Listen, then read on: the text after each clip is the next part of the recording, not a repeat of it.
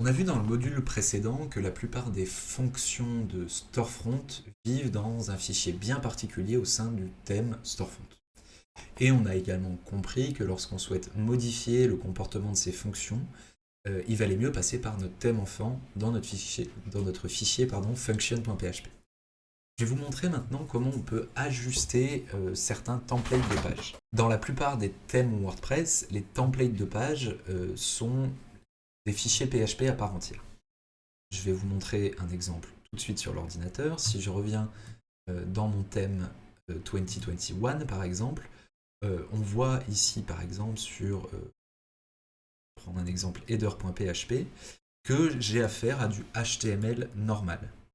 En revanche, quand je viens dans mon fichier header.php du thème Storefront, ici, on voit qu'on n'a pas tout à fait la même structure et qu'on a toujours affaire à des hooks, d'accord, do action, et qu'on appelle des fonctions.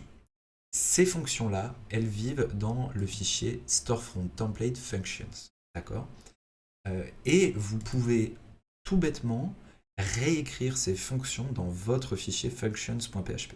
Je m'explique. Je souhaiterais par exemple que les titres de mes pages ne soient pas affichés, d'accord, si je remonte la page. Donc ici, je souhaiterais que ce titre de page ne s'affiche plus. La première chose à faire, ça va être de trouver quel template est responsable de l'affichage de la page que l'on souhaite modifier. C'est parfois explicite, parfois un petit peu moins, et dans certains cas, il suffit d'une recherche Google pour trouver. Dans mon cas, je vois qu'il y a un template content-homepage. A priori, c'est relativement explicite, d'accord, et je pense que ce serait par ici qu'il faut regarder. Donc, je regarde quelle action est exécutée et je vois Storefront Homepage. Je vais copier le nom de cette fonction-là et je vais aller regarder déjà dans Storefront Functions si je trouve quelque chose de la sorte. Là, c'est le cas. Je trouve Storefront Homepage, mais Content Styles, d'accord, et je vois pas de génération de HTML. Donc, a priori, c'est pas par ici que ça se passe. Je vais regarder dans Storefront Template Functions, ici, et je vois que j'ai accès au contenu. Et là, je commence à voir Storefront Homepage Header, je vois que ça crée du HTML, et notamment, c'est là que le titre H1 est généré. Je vais prendre cette fonction, faire un CTRL-C, je vais aller dans mon fichier function.php et tout simplement coller cette fonction. Et ici, je vais commenter ça, d'accord ? Ce qui va se passer maintenant, c'est que quand je rafraîchis cette page, j'ai toujours le contenu.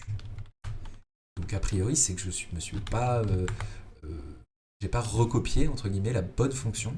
J'étais sur Storefront Homepage Header et je vois que juste en dessous, j'ai une fonction Storefront Page Header. Je vais me brancher et tester celle-ci.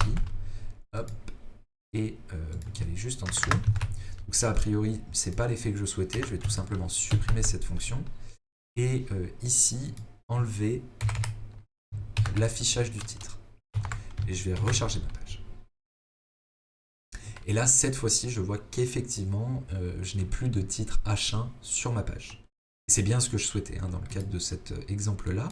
Quand je viens inspecter ma page, je vois que j'ai bien un header, d'accord, qui est ici, mais dans lequel il n'y a absolument rien. D'accord, c'est ce header-là. On va faire un test. Et si je rafraîchis ma page, je vois que c'est effectivement bien ce contenu qui est affiché. Maintenant, ce que je pourrais me dire, c'est il y a beaucoup d'espace là entre le menu et l'affichage, d'accord, et ça, c'est lié à ce header ID must aid, d'accord. Il faudrait voir si c'est à cause de HTML ou de CSS. Donc, je vais déjà voir, et là, je vois une margin bottom assez élevée. D'accord. Et si je la supprime, là, ça correspond plus à ce que je souhaite. Donc, je vais tout simplement regarder quelle est la propriété active. Donc là, j'ai un header ID must head avec une classe site header. Et c'est la propriété margin bottom que je vais devoir les modifier. Donc, je vais choisir ça. Cette fois-ci, je vais non plus travailler sur function.php, mais revenir dans mes styles. Donc, j'ai un header qui porte l'id mustHead et une classe siteHeader que je vais copier aussi juste ici. D'accord, et je vais lui demander est-ce que la marge sous l'élément, la propriété margin bottom, soit égale à 0. Je vais sauvegarder ça, rafraîchir ma page, et là voilà, ça y est, j'arrive à quelque chose d'un peu plus proche de ce que je souhaite, pardon. Et là, j'avais aussi pris le temps de supprimer les marges, d'accord, entre chaque groupe de colonnes, entre chaque conteneur de colonnes. C'est ce qui est fait juste ici. Là, ce que je vois, c'est que dans mon CSS, j'ai à la fois je répète la même règle CSS pour plusieurs éléments. La bonne pratique consisterait à me dire, ok, je vais enlever ça ici et le passer juste ici. Je vais sauvegarder ça, supprimer ça, et voilà. Hop. Et là, on ne va voir aucune différence avec ce que j'avais fait précédemment. Donc ça me convient déjà beaucoup mieux. Et finalement, ce qu'on a fait, c'est juste modifier les templates de page, d'accord. Et là, quand on vient sur la boutique, a priori, alors on n'aurait pas dû avoir ce boutique-là, d'accord. Ce qu'il est tout à fait possible, c'est qu'on ait d'autres éléments de template qui soient appliqués à la page de boutique. Pour le coup, ça me dérange moins d'avoir le titre de la page quand il s'agit de la boutique que quand il s'agit de ma page d'accueil. D'accord ? Là, c'était un peu plus embêtant, alors que là, c'est OK. Pour moi, on arrive au-dessus de la ligne de flottaison, on a bien ce que le site fait. Ce serait idéal d'avoir peut-être le CTA un peu plus haut, mais globalement, ça reste plutôt cohérent. Je vois également que mon site affiche des tarifs hors taxe. Ça me plaît un petit peu moins, sachant que je m'adresse au grand public et moins à des professionnels. Ce serait intéressant d'avoir des tarifs TTC. Tout ça, c'est des choses qu'on pourra régler par la suite.